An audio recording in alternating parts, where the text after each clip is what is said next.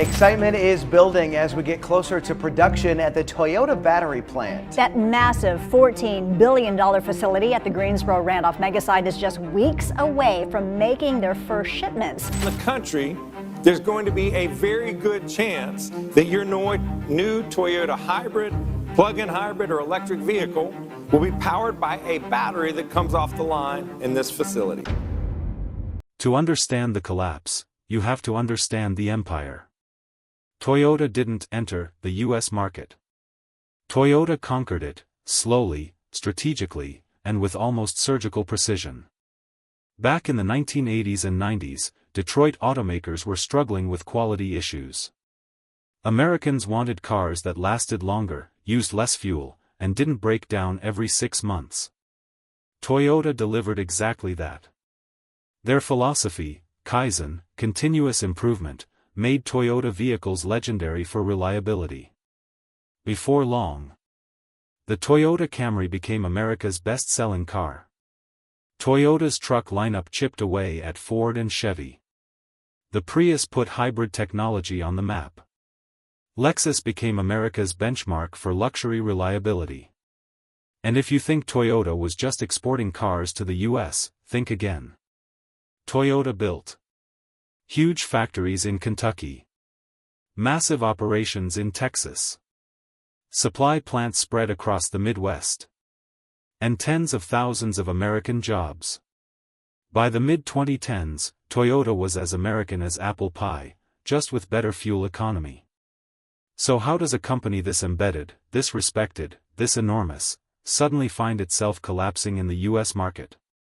Well, it wasn't sudden. It was slow. It was subtle.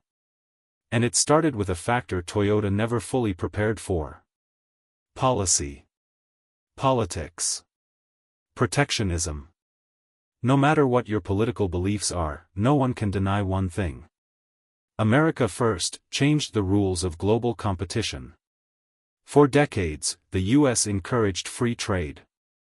Automakers, including Toyota, built supply chains that spread across Mexico, Canada, Japan, and the US.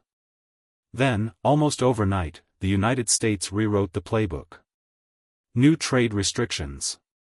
New tax incentives for domestic EV production. Tariffs on imported components. Strict content requirements for vehicles sold in the US market. Policies meant to punish foreign competitors ended up hitting America's closest partners as well, including Toyota. For Toyota, the problem was structural. Much of their hybrid tech was sourced outside the US. Their EV program lagged behind American and Korean rivals. Their supply chain was optimized for global efficiency, not political borders. When the US introduced bold new incentives for cars built entirely inside the country, and penalized vehicles with foreign components, Toyota suddenly found itself tangled in regulatory red tape. While Tesla, GM, and Ford received massive federal credits, Toyota got crumbs. Suddenly, Toyota vehicles became more expensive, less subsidized, less competitive. And for the first time in decades, Americans began looking elsewhere: Tesla for innovation, Hyundai/Kia for pricing, and domestic brands for federal incentives. But the policy wasn't just about EVs. It reshaped investment incentives. It pushed automakers to choose where to build factories. It forced companies to rethink their entire North American footprint. And Toyota realized something uncomfortable. America First didn't necessarily mean Toyota First. By 2023 and 2024, the cracks were visible. By 2025, the collapse began. Toyota's US sales fell sharply in hybrid and EV categories. Their electric strategy, once criticized as too cautious, now looked outdated. Cars that were once Toyota's bread and butter lost incentives, lost supply chain priority, and lost customer interest. But here's the part nobody expected. Toyota wasn't simply losing sales. Toyota was pulling back investments. Plants planned for expansion were paused. R&D allocations shifted overseas. Recruitment slowed. And internal documents, later leaked, revealed Toyota executives questioning whether the US was still the right place to build the next generation of vehicles. It wasn't about abandoning America. It was about whether America's new rules were compatible with Toyota's global strategy. Meanwhile, American buyers didn't wait. They jumped to Tesla, Hyundai/Kia, Ford EVs, GM Ultium lineup. Toyota, once an unstoppable force, now looked like a company playing catch-up. And the numbers finally confirmed the fear. Toyota's U.S. market share dropped to its lowest point in years. Dealerships complained of inventory issues. EV customers complained that Toyota's lineup felt outdated. Analysts predicted a historic decline. But while Toyota struggled in the U.S. market, something surprising was happening just across the border. Canada has always been part of the North American auto ecosystem. But nobody expected Canada to become the biggest winner of Toyota's U.S. downturn. While the U.S. tightened rules, Canada created one of the most attractive environments for automakers. Huge incentives for EV battery production. Clean energy availability, which automakers love. Stable regulations. Close trade ties with both the U.S. and Asia. And a government aggressively pursuing manufacturing jobs. Canadian officials saw the chaos in the U.S. as an opportunity. And they seized it. Toyota, suddenly unsure about U.S. policy alignment, began shifting investments north. What started as small expansions turned into something much bigger. New hybrid component manufacturing. Battery research partnerships. Expanded parts production. Supply chain realignments favoring Canadian plants. At the same time, other automakers flocked to Canada as well. Volkswagen, Stellantis, Honda, Ford, all investing billions into Canadian EV infrastructure. Canada wasn't just winning.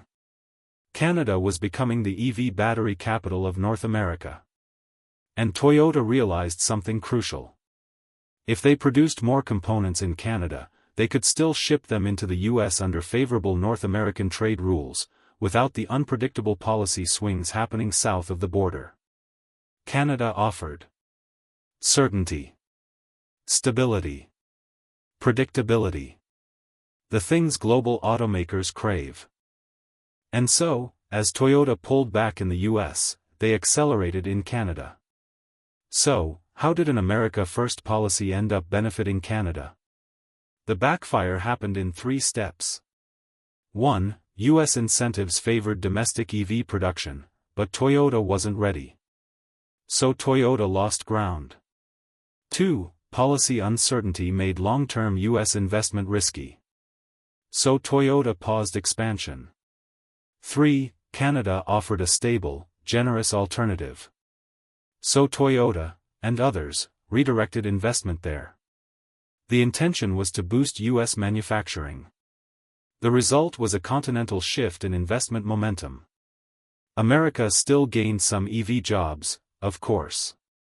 But Canada gained more, because it became the safe, predictable option for companies caught in the geopolitical crossfire. And once Canada built momentum, it became self-reinforcing. More suppliers moved in. More battery companies partnered. More universities joined R&D efforts. More international investors followed. Canada effectively positioned itself as the Switzerland of North American manufacturing, neutral, stable, attractive. And the timing couldn't be worse for Toyota's U.S. presence. The question now is Toyota gone from America? Absolutely not.